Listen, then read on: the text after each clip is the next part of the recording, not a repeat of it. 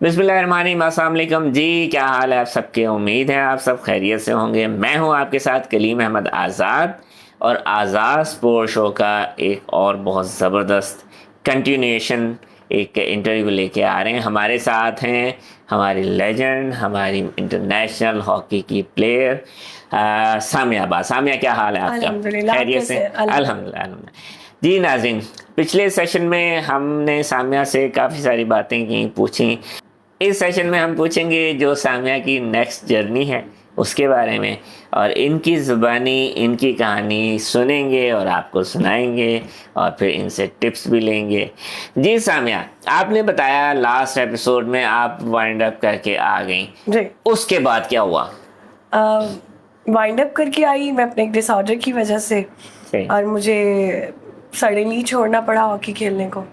अच्छा। लेकिन वो एक ड्रीम गेम है मेरी, मुझे उसको दिल नहीं मानता था उसको क्विट करने को, तो मैंने वहीं पे सोच लिया था कि मैं अब सहीवाल में जाके इसी की कोई एक्टिविटी को कंटिन्यू करूँगी। सही। तो मैंने 4 फ़रवरी 2019 को मैंने जो है जी 4 फरवरी 2019 मैंने अपनी एकेडमी लॉन्च की यहाँ पे साहिवाल में। अच्छा, वाओ। कि यहाँ पे नाज़रीन, यहाँ पे साहिवाल में आपको बच्चियों की हॉकी की एकेडमी भी मिलेगी जी। देख लीजिए, सामिया अब्बास स्पोर्ट्स एकेडमी के नाम से, माशाल्लाह। और मैंने इसे स्टार्ट किया और फिर वहाँ पे बच्चियों को ट्रेनिंग करवाना शुरू की। स्टार्ट में बड़ा मुश्किल था। इवन मैंने घर घर जाके जो बच्चियां पढ़ना छोड़ चुकी हैं, जो बच्चियां कहीं गेम करती थी, किसी वजह से गेम करना छोड़ चुकी हैं, मैंने घर घर जाके और स्कूल जाके मैंने बच्चों को इकट्ठा किया और फिर ट्रेनिंग करवानी शुरू की। और उसके बाद मेरी बच्चियां आफ्टर 1 ईयर मेरे पास से जो ट्रेनिंग करके मेरी एकेडमी में बच्चियां जाती हैं, वो पंजाब भी खेल रही हैं, माशाल्लाह। कुछ बच्चियां इवन नेशनल भी खेल रही हैं, कुछ बच्चियां मेरी को स्टूडेंट्स जो हैं। तो बस फिर इसी तरह से चल रहा है। और अभी लास्ट ईयर मैंने सामिया अब्बास हॉकी एकेडमी को सामिया अब्बास स्पोर्ट्स एकेडमी में जो है वो कन्वर्ट कर दिया था। अब दूसरी कुछ स्पोर्ट्स भी जो है वो इस पॉइंट ऑफ व्यू से कि बच्चों को एक्चुअली हेल्दी एक्टिविटीज़ की तरफ लाया जाए। मोबाइल फ़ोन्स और जैसे सोशल मीडिया का दौर चल रहा है, इसमें थोड़ा सा बच्चों को हेल्दी एक्टिविटी की तरफ लाया जाए, तो कुछ और स्पोर्ट्स को भी इसमें ऐड किया गया है और फिर उनकी भी ट्रेनिंग करवाई जा रही है।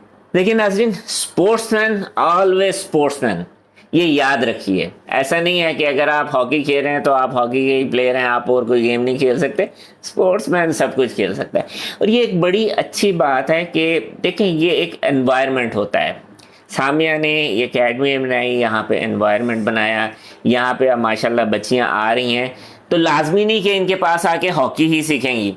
वो मल्टीपल स्पोर्ट्स हैं, उसमें अपना फ्यूचर कैरियर बना सकती हैं। और इवन फिजिकल फिटनेस के लिए, एक्टिविटी के लिए भी स्पोर्ट्स का होना तो लाजमी है भाई। खेलोगे नहीं तो जान कहाँ से आएगी, जान नहीं आएगी तो फाइट कहाँ से करोगे। तो ये बहुत ज़रूरी है। बच्चियों के लिए ख़ास तौर पे, जिस तरह मैं कहता हूँ कॉम्बैट स्पोर्ट्स हो गई, इस तरह की फिजिकल स्पोर्ट्स होना बहुत ज़रूरी है। जी सामिया, आपसे एक बड़े मज़े का क्वेश्चन पूछूंगा जी। सामिया अब्बास हॉकी प्लेयर जी। अगर सामिया अब्बास हॉकी प्लेयर ना होती तो क्या होती? सामिया अब्बास हॉकी प्लेयर ना होती, वैसे तो बड़े अच्छे गुमान आते हैं कि मैं ये होती, मैं वो होती। लेकिन मुझे ये लगता है कि अगर मैं हॉकी प्लेयर ना होती तो मुझसे अगर कोई सवाल करता तो मुझसे ये कहती हूँ कि मैं खाना बड़ा अच्छा बनाती हूँ, तो मैं फिर एक प्रोफेशनल शेफ़ होती। लेकिन अगर मैं अपने इनर सेटिस्फेक्शन की बात करूं कि जहां मैं सेटिस्फाइड होती हूँ, मुझे ये लगता है कि अगर मैं हॉकी प्लेयर ना होती तो फिर मैं एक राइटर होती, एक सही। अच्छी राइटर होती, क्योंकि मुझे सूफीज़म से भी बड़ा लगाव है। माशाल्लाह। मैं सूफ़ी बुक्स को पढ़ना, सूफ़ी शायर्स को, राइटर्स को पढ़ना जो पसंद करती हूँ, उसी से इंस्पिरेशन है। लिखती भी हूँ थोड़ा बहुत, ओह। कोशिश करती हूँ लिखने की। जबरदस्त। कुछ वेबसाइट्स के लिए भी लिख लेती हूँ, आर्टिकल्स वगैरह, कॉलम्स वगैरह लिखती हूँ। तो मुझे लगता है कि मैं फिर बाय प्रोफेशन इसको कंटिन्यू करूँ, एज अ राइटर आप कंटिन्यू। एज ए राइटर में कंटिन्यू। तो सामिया, आपने शेर व शायरी की, कोई शेर अगर सुनाना चाहें? नहीं, मैं बिल्कुल भी शेर व शायरी नहीं करती। अच्छा, मैं just आर्टिकल्स और कॉलम्स article वगैरह writing, लिखती सही। हूँ। शेर व शायरी नहीं कर सकती मैं। चलें जी, अच्छी बात।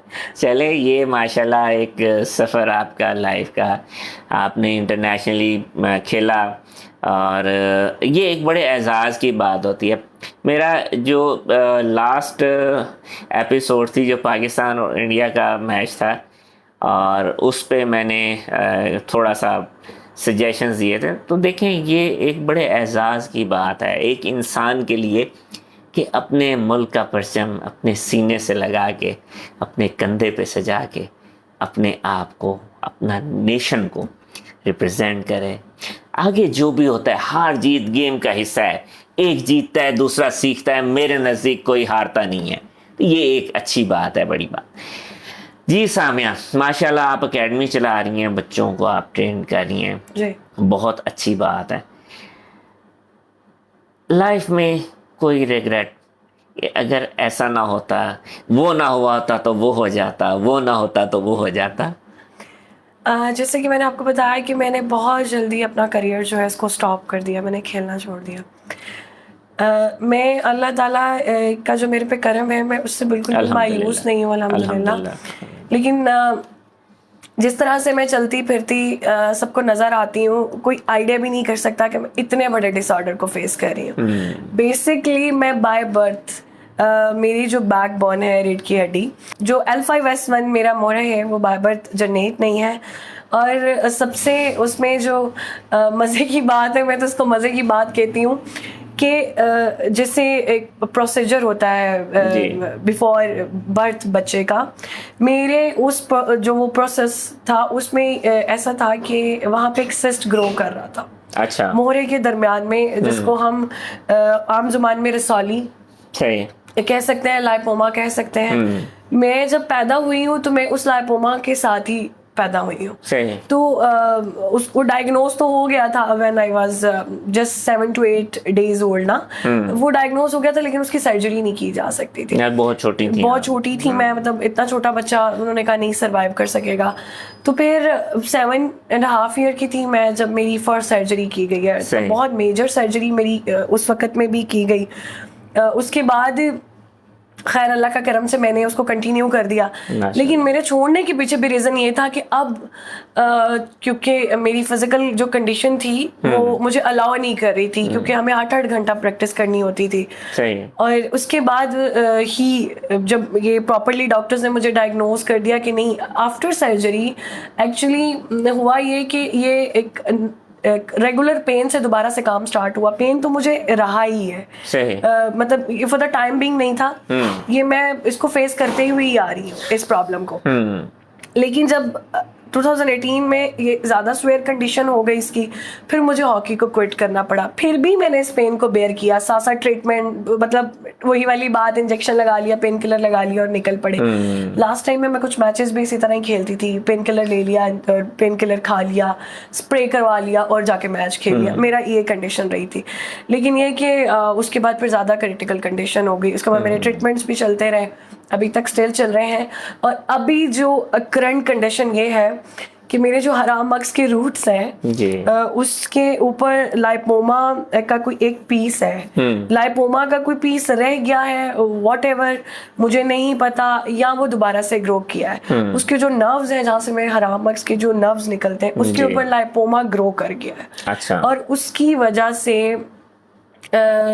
ना तो डॉक्टर्स मेरी सर्जरी करने की तरफ आ रहे हैं कि खुदा न खास्ता हम इस लाइपोमा को रिमूव करें तो हराम मग्स का कोई भी रूट जो है वो डैमेज हो और उससे कोई डिसेबिलिटी हो, इससे कोई ब्रेन डिसेबिलिटी, हाथ पैर की कोई भी डिसेबिलिटी हो सकती है। और बाकी ये साथ साथ चल रहा है, इसकी प्रिकॉशंस है, ट्रीटमेंट है, वो साथ साथ चल रहा है। तो अगर मैं ये कहीं अल्लाह ताला, मैं इसके साथ भी अल्हम्दुलिल्लाह बहुत खुश हूँ। अल्हम्दुलिल्लाह, बहुत सौ से मैं बहुत बेहतर, बहुत सौ से बेहतर हूँ। और इसके साथ अल्लाह ताला ने मुझे इतना नवाजा है कि मैं अल्लाह ताला का जितना चाहूँ शुक्र अदा करूँ वो कम है।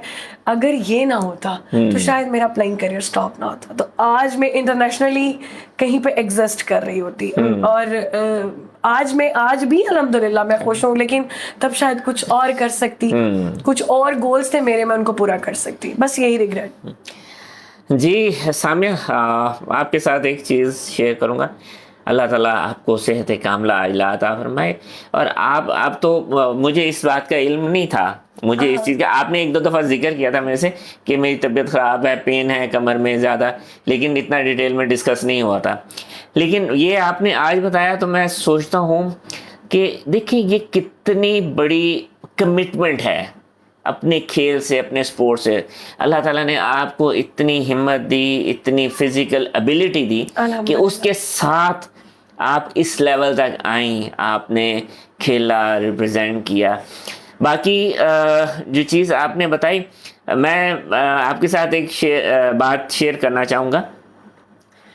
इंसान सोचता कुछ है, होता कुछ है। होता वही है जो मेरे पाक परवरदिगार का रज़ा होती है, जो अल्लाह ताला की, वही होता है। और ये कभी नहीं सोचना चाहिए, मेरे नज़दीक, जो मेरी ओपिनियन है, मैं गलत भी हो सकता हूँ। अल्लाह ताला की हर काम में मसलहत है। आप आज वहाँ पे नहीं हैं, लेकिन आप यहाँ पे हैं। लेकिन आप क्यों यहाँ पे हैं?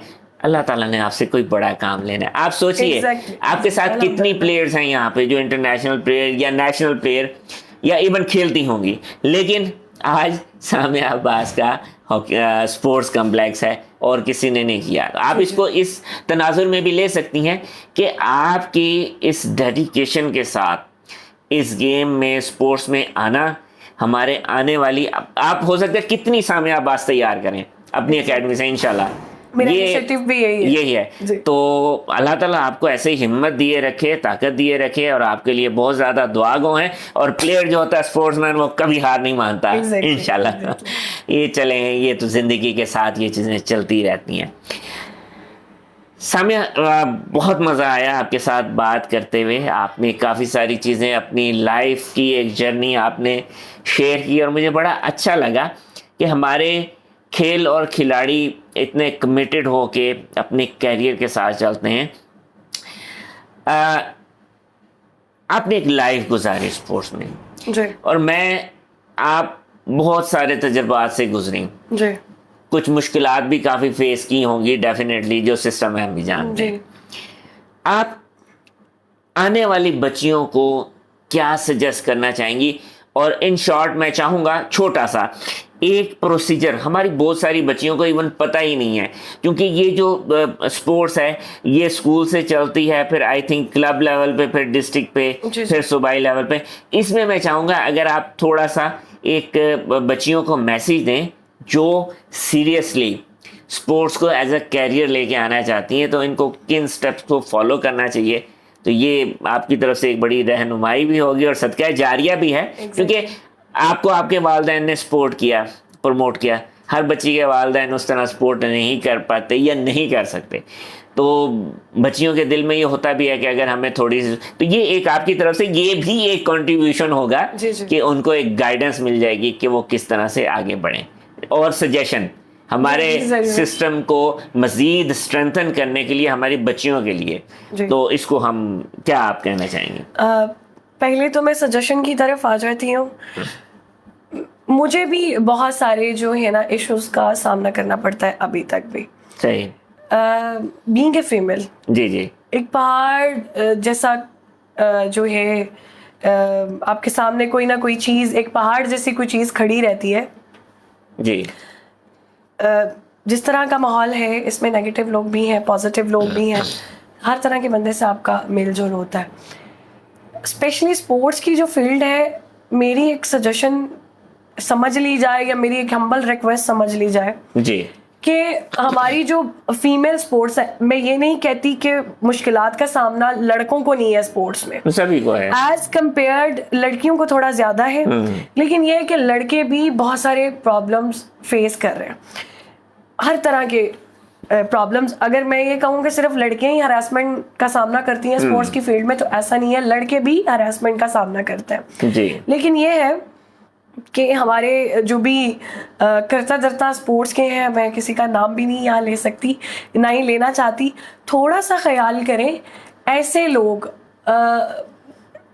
पता चल जाता है, फील्ड में देखने से पता चल जाता है, हर बंदा समझ बूझ रखता है कि ये बंदा सही नहीं है, उसको एटलीस्ट बच्चियों के निगरान ना लगाया जाए। क्योंकि अभी रिसेंटली मैंने अपने सराउंडिंग बहुत सारी ऐसी चीज़ों को फेस किया है। बच्चियों को डायरेक्ट हरासमेंट फेस करना पड़ती है। हमारे ये जो इक़्तिदार में हमारे स्पोर्ट्स के सीट्स पे बैठे हुए हजरत हैं, उनसे किसी का भी नाम मेंशन करना यहाँ पे ठीक नहीं है, हमें इस्लाह करनी है। हाँ जी, तो इस तरह की चीज़ें बड़ी सारी फेस करनी पड़ती हैं। तो बस कहने का मकसद ये है कि अगर फर्स्ट ऑफ ऑल तो लड़कियों को अलाउ नहीं किया जाता कि घरों से निकले। अगर कोई बच्ची घर से निकल आई है, उसके पेरेंट्स उसको सपोर्ट करें, तो फिर उसको एक और बहुत बड़ा मसला आता है फाइनेंशियल, क्योंकि स्पोर्ट्स इतनी महंगी हो चुकी है कि किसी भी एक मजदूर या रिक्शा वाले की बच्ची के लिए बैट या हॉकी खरीदना 8-10 हज़ार रुपए का एक नॉर्मल बात नहीं है। ठीक है जी। अब जब वो आ गई अदारा, मेरी एकेडमी चूंकि बच्चियों को फैसिलिटेट करती है, तो अगर मैंने उसको वो भी प्रोवाइड कर दिया, तो अगर कहीं पे समय आवास मौजूद नहीं है तो वो अपनी बच्ची को किसी के रहमो करम पे नहीं छोड़ सकती, क्योंकि मैंने खुद ये सारी चीजें फेस की हैं, देखा है मैंने।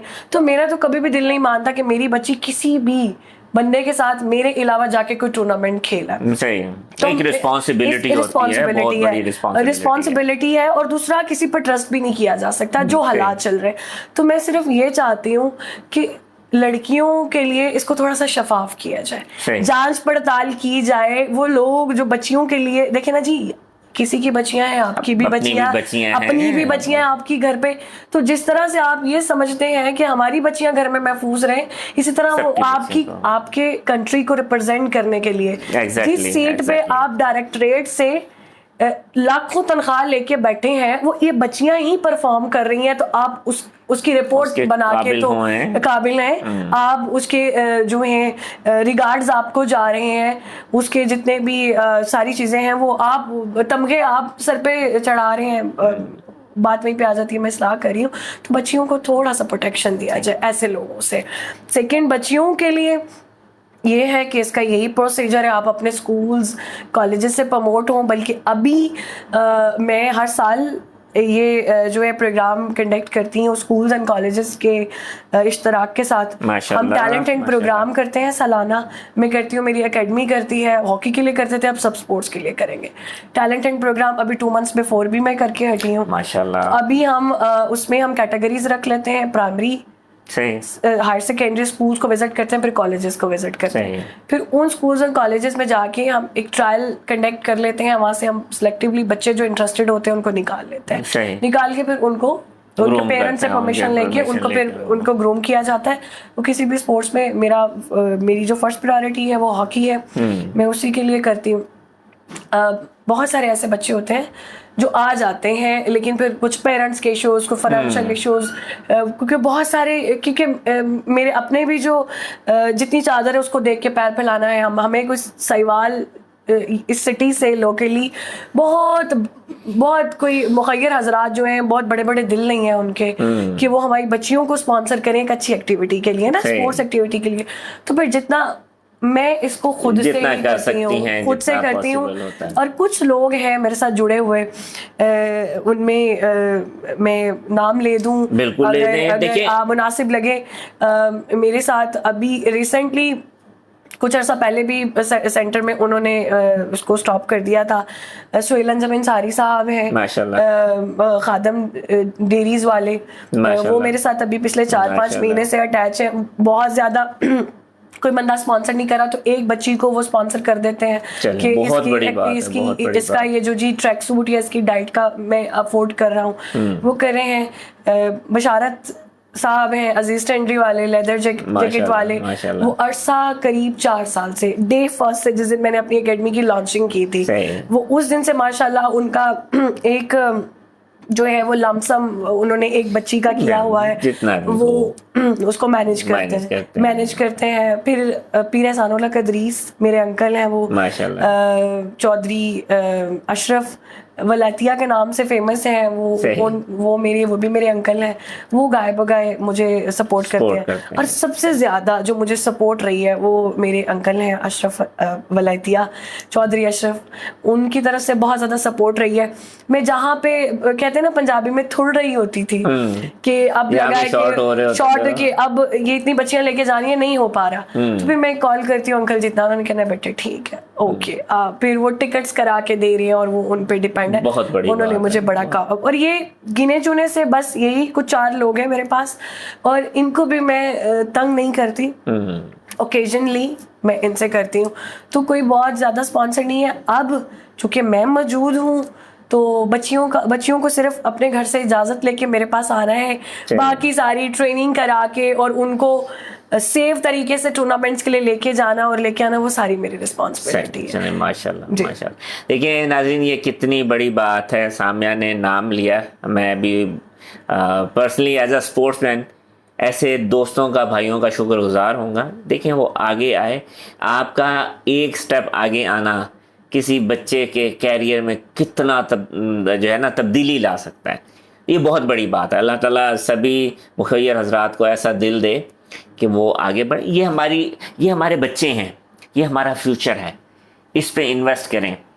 इस पे इन्वेस्ट करेंगे तो आप देखेंगे कि कहीं पे सामिया, कहीं पे समीउल्लाह, कहीं पे वसीम अकरम, कहीं पे अब्दुल रशीद बलोच साहब, ऐसे कितने प्लेयर हमारे हीरे भरे पड़े हैं हमारे मुल्क में।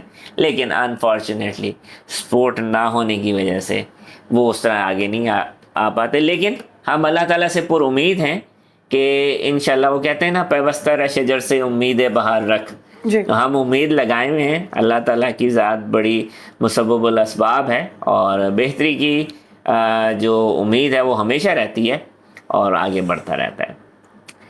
तो बहुत सामिया, बहुत मज़ा आया आपके साथ बात करके, बहुत खुशी हुई। आपने बड़ा अच्छा गाइड किया और आप माशाल्लाह हमारे हीरो हैं और हमारे बच्चों को ऐसा गाइड कर रही हैं और इंशाल्लाह फ्यूचर में ये चीज़ें जारी रहेंगी। और अल्लाह ताला आपको हिम्मत दे, हौसला दे कि आप इसी तरह इसको लेके आगे बढ़ें। तो इंस्पिरेशन है आप हमारी आने वाली बच्चियों के लिए, बहुत बड़ी बात है। अल्लाह ताला ने हर इंसान को ये तौफीक नहीं दी होती, ये मुकाम नहीं दिया होता कि वो किसी एक इंसान की इंस्पिरेशन बन जाए, बहुत बड़ी बात है। सामिया, बहुत शुक्रिया आपको। थैंक यू सो मच कि आपने इंटरव्यूज़ बहुत सारे होते हैं, बहुत सारे नेशनल चैनल्स पे भी इंटरव्यूज़ जाते हैं, लेकिन मुझे पहली बार मौका मिला कि मैं अपनी पर्सनल लाइफ को लेके, आपने इस तरह के क्वेश्चंस किए कि पर्सनल लाइफ से रिलेटेड चीज़ों को मैंने बड़े खुल के एक्सप्लेन किया, बताया। थैंक यू सो मच कि आपने भी मेरे लिए इतना टाइम निकाला। नहीं, मैं हाजिर जी, हमेशा, बल्कि आपको तंग करते रहेंगे, क्योंकि देखें ये जो लाइफ है ना, इसमें आप जो कर रहे हैं वो एक रोल मॉडल है, वो एक ऐसा इवेंट है जिससे आपने कुछ ना कुछ सीखा। और जब तक लाइफ है, वो कहते हैं ना, सीखने का अमल तो कब्र तक जारी रहता है, ये परफेक्ट है। तो इसमें आप माशाल्लाह आप एकेडमी चला रही हैं, तो इंशाल्लाह मैं आगे आपके जो टूर्नामेंट्स होंगे उनको विजिट भी करूंगा। और हमें खुद अपने बच्चियों को हमें प्रमोट करना है और इंशाल्लाह जितना कर सकते हैं हम उनको करेंगे। ये उनके लिए एक बड़ी आसानी हो जाती है। आप 90s में चले जाएं, 90s में सोशल मीडिया नहीं था, बहुत सारे हमारे ऐसे लेजेंड्स गुजर चुके हैं जिनका शायद लोगों को पता भी नहीं है। तो ये एक अच्छी चीज़ थी, आपने किया, जज़ाकल्लाह, बहुत शुक्रिया। और आप तशरीफ़ लाएँ, आपने टाइम निकाला, अल्लाह ताला आपको जज़ाए खैर दे। जी नाज़रीन, कैसा लगा आपको प्रोग्राम? उम्मीद करता हूँ कि आपको ये प्रोग्राम पसंद आया होगा।